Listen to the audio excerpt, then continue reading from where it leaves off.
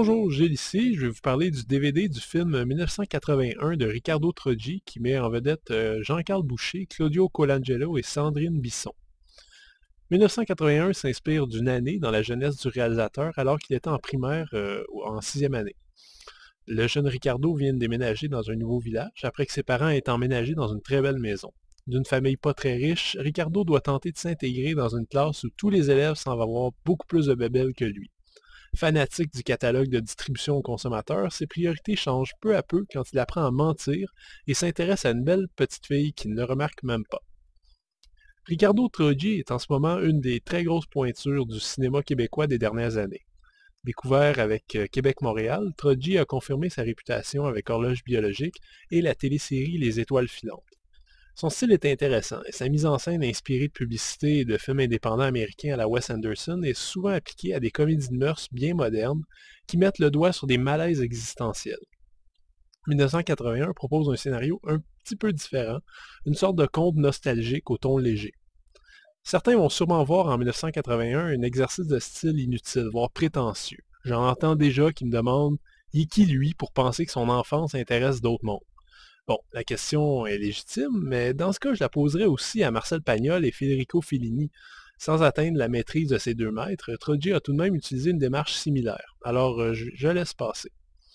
En ce qui me concerne, j'ai beaucoup aimé 1981. L'aspect nostalgie est évident, exploité sans trop en mettre, mais ce que j'ai préféré est vraiment la façon dont les enfants interagissent entre eux. Le jeune Riccardo Trogi n'est pas un enfant sage, c'est un être dynamique, consacré tout entier à la réalisation de ses propres besoins, parfois les plus inutiles. Il est égoïste et menteur, mais je pense que ça va être difficile de ne pas s'identifier à lui au moins un petit peu. C'est difficile d'écrire pour un personnage d'enfant, et bien souvent on se retrouve au cinéma avec des enfants qui parlent comme des adultes. Parfois, on n'évite pas toujours cet écueil dans ce cas-ci, mais dans l'ensemble, je dois tirer mon chapeau au cinéaste. Autre point fort, le scénario, qui ne se contente pas de recenser des souvenirs, mais qui prend la forme d'une espèce de parabole, fourmillant de réflexions sur notre quête d'identité, notre rapport avec le matérialisme, l'influence de nos proches sur notre personnalité. Je vois personnellement le monde des enfants comme une version simplifiée et brute du monde des adultes. 1981 le démontre avec beaucoup de tendresse et d'humour, et les motivations qui animent le jeune Riccardo Trogi devraient trouver écho chez le spectateur réceptif, même adulte. Le DVD est présenté dans une image 2:35 anamorphique avec une piste audio française 5.1 Dolby Digital et des sous-titres anglais et français. Légère déception côté bonus, on a droit à une piste de commentaires de Riccardo Trogi qui revient de façon très loquace sur un peu tous les aspects du film.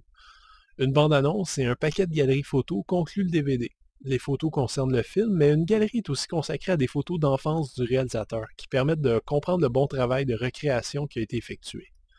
Et c'est tout! J'aime beaucoup 1981. Certaines critiques n'y ont vu qu'un petit film nostalgique facilement oubliable, mais j'ai l'impression qu'il est beaucoup plus riche que ça. Que vous ayez envie d'interpréter le conte ou pas, vous devriez au moins apprécier l'humour agréable et les excellentes interprétations, notamment celle de Sandrine Bisson dans le rôle de la mère exaspérée de Ricardo.